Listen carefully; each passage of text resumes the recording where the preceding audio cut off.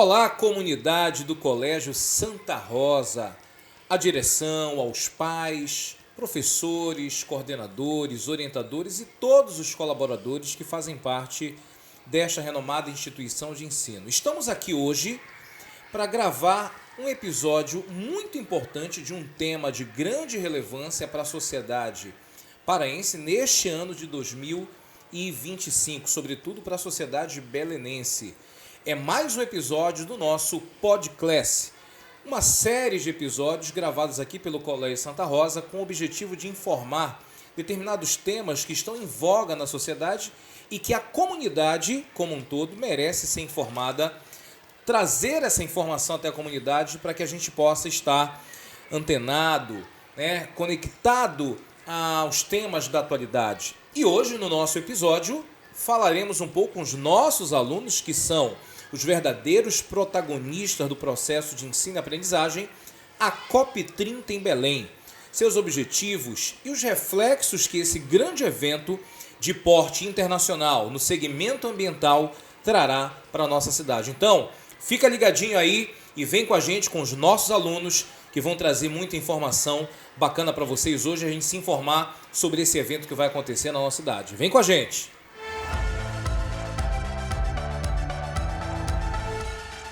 Vamos começar agora nesse momento com a Sheila Camille, que está aqui com a gente, para falar um pouquinho, porque a gente está escutando bastante, né, gente, na mídia, nos jornais, nas redes sociais, sobre a sigla COP.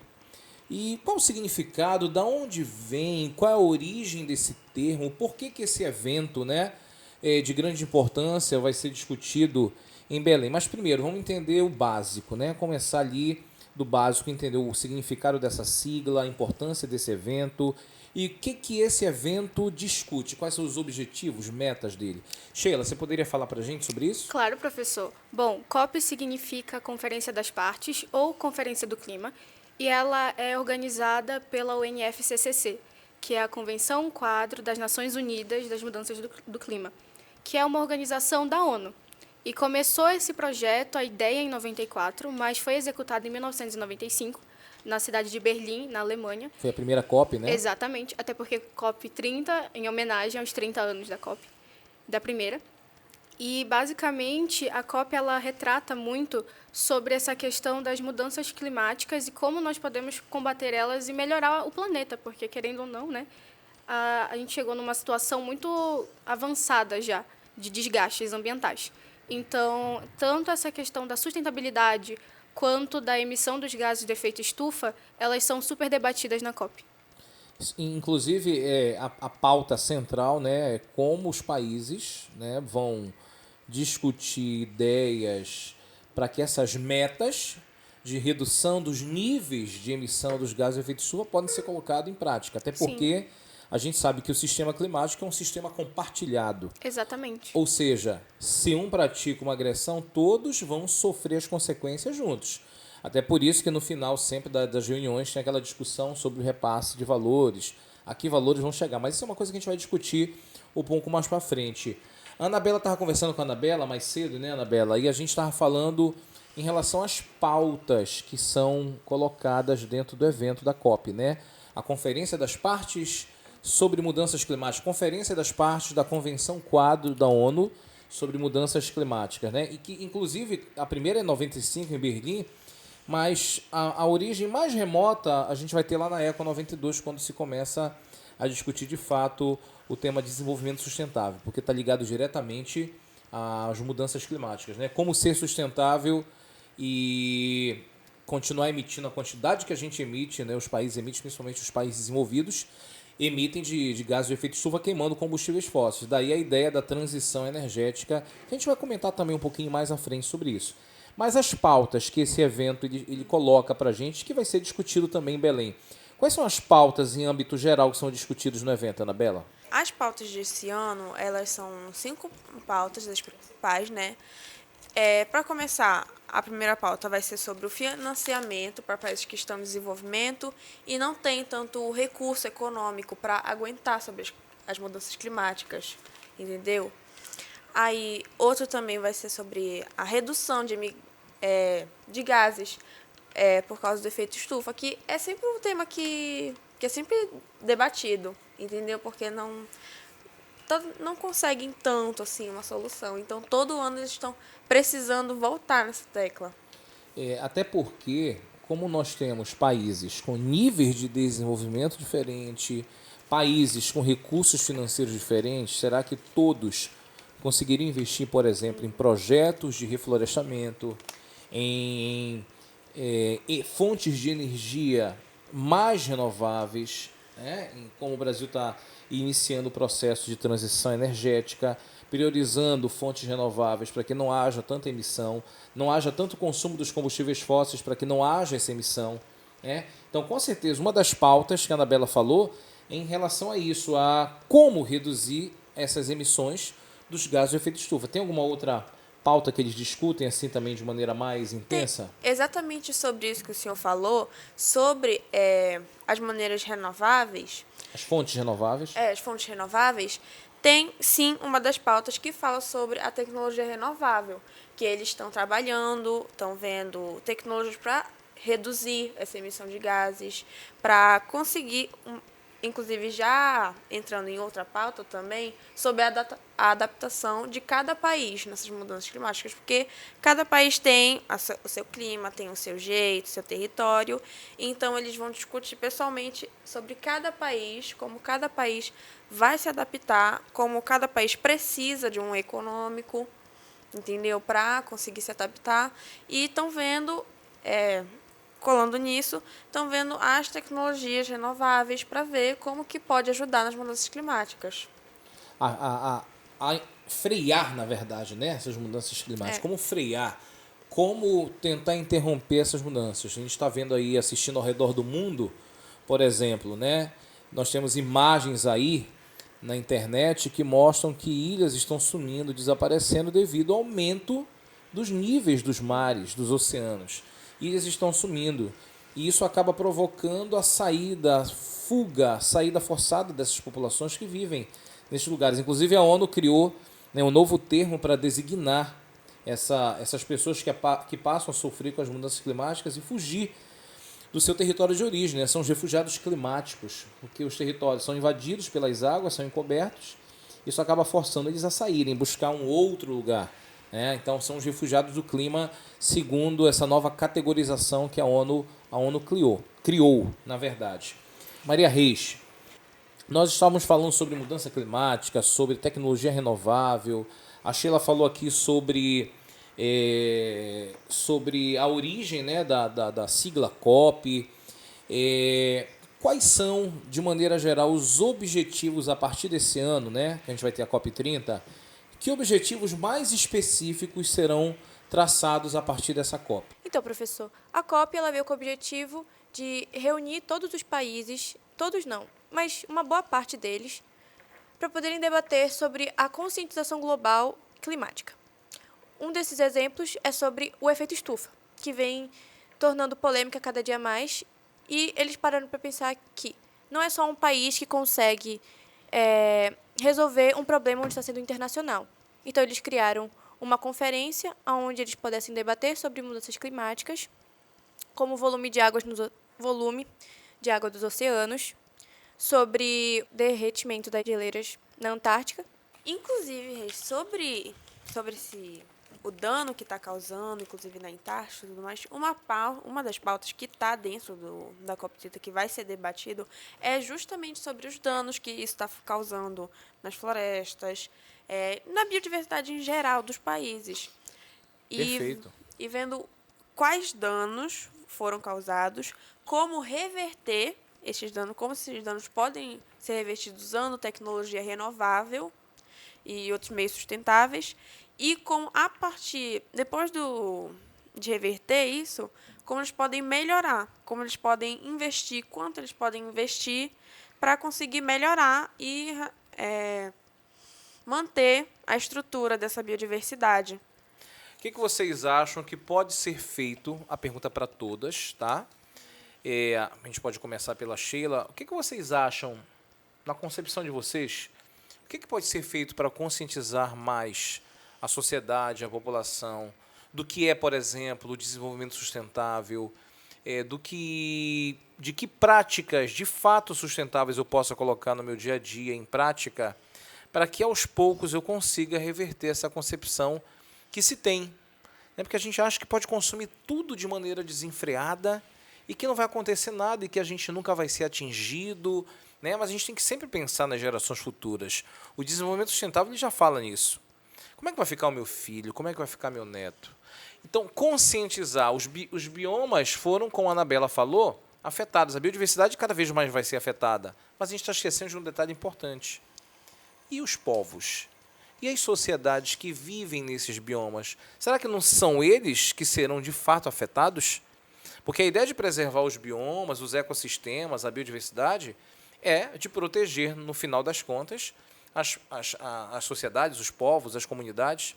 Porque falar em desenvolvimento sustentável também é falar desses povos, principalmente os povos originários, que vivem no interior desses biomas, quilombolas, ribeirinhos, indígenas, pequenos agricultores, extrativistas.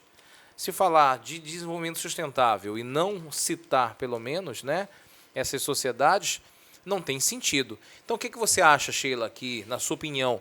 O que deveria ser feito para a gente caminhar para essa conscientização mais ampla da sociedade? Bom, professor, na minha opinião, eu acho que essa conscientização da sociedade, num geral, ela está crescendo um pouco no dia a dia, mas as pessoas não estão dando a sua devida importância. Até porque, vamos ser francos, né? Quando você passa na rua e você vê que tem certos bairros periféricos daqui da cidade que tem muitos lixos acumulados ou aqueles terrenos baldios, acho que a consciência da sociedade em relação a isso ela está plantada ali. O ser humano que não está mexendo nisso. Porque, por exemplo, né, são muitas ruas que tem muito lixo, ou a questão Saneamento. Do saneamento, muito obrigada. Do saneamento básico, então tudo está na nossa frente, nós só temos que enxergar. E eu acho que essa visão, ela vem principalmente na conscientização nas escolas, porque essa é uma pauta que vem crescendo, principalmente a reciclagem. Nas escolas, tem escolas que já têm essas lixeiras de lixo orgânico e lixo papel, metal, esses tipos, né, a classificação. Mas eu acho... No caso, o vidro, o metal e o plástico são inorgânicos, né? Exatamente. Papelão, casca de fruta, resto de comida são os orgânicos, Exato. né? Eu acho que as mídias sociais, elas também estão aí para mostrar para a gente a conscientização, porque, querendo ou não, é um veículo onde você consegue alcançar muitas pessoas. Então, esses micro-influencers que estão crescendo cada vez mais falando sobre isso, trazem uma visão muito importante para a sociedade, na minha opinião, porque é através dali que nós conseguimos enxergar o mundo inteiro e não só a nossa bolha. Então, as mídias sociais estão aí para ajudar, tal qual as escolas, propagandas, querendo ou não, do próprio governo. E você, Riz? Eu queria fazer um comentário sobre a fala da Sheila sobre as mídias sociais. Eu não sei se o senhor acompanhou, mas em 2020 estava tendo uma trend no TikTok sobre o plástico nos mares, onde as influencers que faziam challenges de maquiagem faziam uma maquiagem, mas logo era para prender o público, para depois mostrarem imagens de lixos nos mares, as tartarugas sendo engasgadas com sacolas. Inclusive, acho que foi na quarta-feira que a gente teve aula de biologia, onde a gente falou sobre os poríferos que precisavam dos poros para se alimentarem. Eles serem indicadores? Sim. Eles são muito importantes porque eles mostram se a água está muito poluída ou não. Isso é muito importante. Por isso que é um dos fatos onde a gente tem que ter conscientização. Qual a importância de Belém ao ser escolhida como a cidade sede da COP30? Olhando internacionalmente, o Brasil ainda é muito visto só nas regiões sudeste, pela concentração das empresas e econômica também. E o Nordeste vem crescendo por conta da educação, porque a educação do Nordeste está disparando, principalmente no Enem. Então, ser em Belém, eu acho que mostra internacionalmente que existem outras regiões além do Sudeste e do Nordeste, que o Norte também tem seu valor, principalmente porque a Amazônia se encontra no Norte. E falar da Amazônia estando em um território da própria Amazônia é muito importante, porque aqui nós conseguimos ver a questão climática da própria Amazônia, ver um pouco mais perto a questão dos povos originários, como tudo está sendo afetado por conta das queimas na Amazônia, das grandes chuvas que estão vindo por conta do nosso clima amazônico. Então, a importância de ser em Belém, ela é gigante, não só olhando para como Belém será vista, mesmo já sendo um grande ponto econômico, cultural, turístico, mas agora também para o Brasil se posicionar em relação a esses efeitos que vêm acontecendo das mudanças climáticas. Muito bem. Por que Belém, Riz? Por causa da grande biodiversidade na Amazônia também e dos povos indígenas, como vocês tinham falado, os povos originários, que eles vêm cada vez tendo que lutar pelo seu território por conta do desmatamento, de queimas. Então, eu acho muito importante ressaltar essa ideia também. Ver a Amazônia na Amazônia, estando na Amazônia. Exatamente. Acho que a ideia central é essa, né? E não falar da Amazônia de longe, sem pelo menos conhecer ou ver de perto a Amazônia, o que representa o ecossistema, a biodiversidade, e perceber que as mudanças do clima vão afetar muito a nossa floresta, que é a mais rica em biodiversidade que existe no planeta, mais rica que as outras florestas, como as temperadas, por exemplo, como as coníferas, né? Exatamente. Não é desmerecendo as outras, eu estou dizendo assim, em termos de quantidade. O quantitativo da biodiversidade na fauna, na flora, e elas serão afetadas diretamente por essa mudança. E nós, seres humanos também. O que você acha, Anabela? Por que Belém? A Amazônia tem que ser vista da própria Amazônia, tem que ser vista em áreas que possuem ela. Tipo, se eles escolherem... Esse ano eles escolheram focar mais na Amazônia, então eles têm que vir para uma região que a Amazônia habita. Se eles quiserem focar mais, por exemplo, na Antártida, onde tem nevascas, se eles quiserem focar mais nos desertos, porque os desertos também são muito afetados, os desertos também são um bioma, então eles também precisam focar. E também, já adicionando outro tópico, que eu acho importante ressaltar, que é importante, muito importante estudar a COP30, principalmente nesse ano, porque a COP30 está tendo muita relevância. Então, isso até para os estudantes, isso vai ajudar, porque com certeza eu acho que o Enem vai pegar alguma questãozinha assim. Pode ter uma importância aí para o Enem, né? Porque, enfim, sendo no Brasil, né? Afinal de contas, o Brasil, Belém em especial, por estar na Amazônia, por ser uma cidade entranhada no meio do bioma amazônico, então tem essa importância. E por ser no Brasil, a relevância da sustentabilidade, dos ecossistemas tem ganhado cada vez mais espaço nas discussões, na mídia. Então alguma coisinha pode aparecer, já vinha aparecendo na verdade, né? Quando se fala de Enem, esse ano que passou, falou-se, apareceu também em um item da prova sobre COP, né, uma outra COP, sobre a questão da sustentabilidade como um todo. Então, com certeza pode ter reflexo, inclusive, na prova. Um outro ponto importante para a gente debater aqui e discutir é os reflexos. Eu queria ouvir de vocês, o que vocês já estão vendo aí pela cidade, observando em relação às obras que estão acontecendo, né, em função da COP. Que reflexos, heranças, legados vocês acham que a COP ela trará para Belém do Pará? Justamente por causa da COP, o governo o estado do Pará está promovendo muitas reformas. Inclusive, acho que as duas mais famosas que estão acontecendo é a reforma do ver-o-peso e a reforma do mercado de São Brás. Também está acontecendo. A DOCA, não podemos esquecer, Sim, né, a da Avenida Doca de Souza Franco, a obra na DOCA, também uma obra de grande importância. A Avenida Tamandaré, também com o canal que está sendo reestruturado e revitalizado para virar um espaço de público de visitação, um espaço de lazer, de entretenimento, né? Não podemos esquecer desses dois espaços que são vias também de escoamento muito importantes no centro da cidade. Então, a COP30 também é muito importante para o Brasil, pois apresenta uma oportunidade histórica onde afirma que o Brasil pode ser uma sustentabilidade climática e reafirma seu papel de liderança nas negociações sobre mudanças climáticas e, como eu falei, sustentabilidade global. E o evento permitirá que o país demonstre os seus esforços em áreas como energias renováveis, como biocombustíveis e agriculturas de baixo carbono, uso de carbono. A gente consegue perceber mais algum reflexo, Sheila, desse evento na nossa cidade? Creio eu, além do que a Reis falou sobre a questão da tecnologia ambiental, que vem crescendo bastante, como o próprio governo já anunciou que na COP todos os fundos energéticos não vão vir das hidrelétricas nem da parte eólica, e sim da energia solar, como uma questão de ser mais sustentável. Então, acho que as pessoas estão começando a olhar mais esse reflexo, eu acredito que seja bem impactante. E também sobre a questão de plantar mais árvores, querendo ou não, tem muitos bairros que estão plantando mais árvores, que é muito importante. E eu acho que esses vão ser os maiores impactos que não foram falados e que já foram. E o mercado hoteleiro? O que você acha, Sheila? Do mercado hoteleiro, qual é o impacto que isso já está provocando, por exemplo, agora na cidade e a capacidade? Será que Belém, né, o que se pergunta muito, se interroga muito, se Belém, por exemplo, vai ter essa capacidade de receber essa capacidade de mais de 50 mil pessoas durante o evento?